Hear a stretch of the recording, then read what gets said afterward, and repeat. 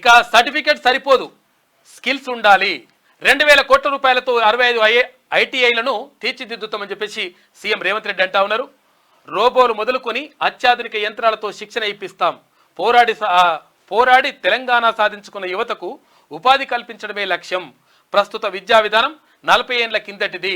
నేటి పరిస్థితులకు తగ్గట్టు ఏటీసీల ఏర్పాటు.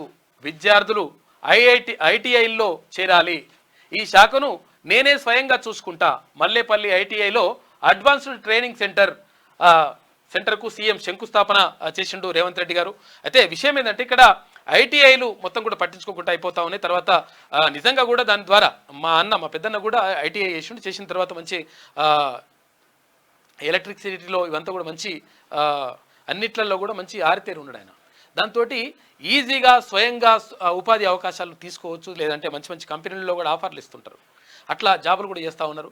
కాబట్టి నేను ఏమంటా ఉంటున్నానంటే ఇక్కడ ముఖ్యమంత్రి క్లియర్గా చెప్తా ఉన్నాడు, ఇది ఏటీఎస్ ఏదైతే ఉందో, అడ్వాన్స్డ్ ట్రైనింగ్ సెంటర్స్ ఏవైతే ఉన్నాయో వాటిని నేనే చూసుకుంటా. దానికోసం 2000 కోట్ల రూపాయలు కూడా కేటాయించడం జరిగింది. అంటే ఎవరైతే తెలంగాణ కోసం కొట్లాడినటువంటి విద్యార్థులు నిరుద్యోగులు ఎవరైతే ఉన్నారో వాళ్ళు రోడ్డున పడడానికి వీల్లేదు.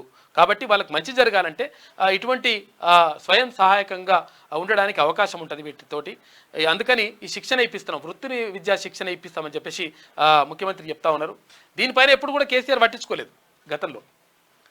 నైపుణ్యం లేకుండా కేవలం సర్టిఫికెట్ మాత్రమే ఉంటే ప్రయోజనం లేదని, సర్టిఫికెట్తో పాటు స్కిల్స్ ఉంటేనే ఎక్కడైనా రాణించగలమని సీఎం రేవంత్ రెడ్డి అన్నారు. టెక్నికల్ నాలెడ్జ్ ఉంటే ప్రభుత్వ ఉద్యోగాల కోసం ఎదురు చూడాల్సిన అవసరం లేదని చెప్పారు. పోరాడి తెలంగాణ సాధించుకున్న యువతకు ఉపాధి అవకాశాలు కల్పించడమే తమ ప్రభుత్వ లక్ష్యమని వెల్లడించారు.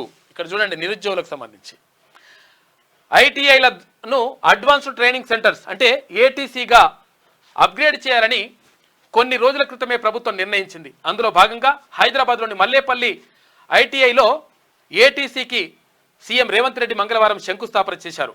ఈ కార్యక్రమంలో మంత్రులు శ్రీధర్ బాబు, పొన్నం ప్రభాకర్ పాల్గొన్నారు. ఈ సందర్భంగా సీఎం రేవంత్ మాట్లాడుతూ సమాజం చాలా వేగంగా అధునాతన టెక్నాలజీ వైపు పరుగుపెడుతున్నదని చెప్పారు.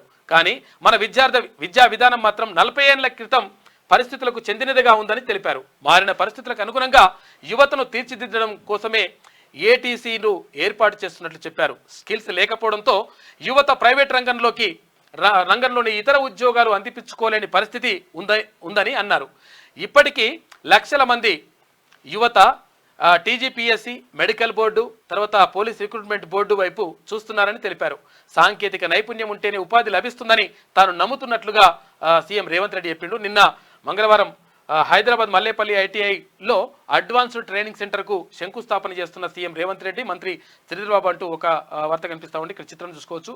నిన్న ఐటీఐలను ఏటీసీలుగా అంటే వాటి కనీసం వాటిని పట్టించుకోకుండా మరి గత ప్రభుత్వం వదిలేసింది. కాకపోతే ఏంటంటే దాని ద్వారా స్వయంగా ఉపాధి పొందేటువంటి అవకాశం ఉంటుంది. తర్వాత మంచి మంచి కంపెనీల్లో ఆఫర్లు వస్తాయి, ప్రైవేట్ కంపెనీల్లో కానీ ప్రభుత్వ కంపెనీల్లో కూడా ఆఫర్లు వస్తాయి. కాబట్టి దాన్ని బలోపేతం చేయాలని చెప్పేసి ప్రభుత్వం భావిస్తూ ఉంది.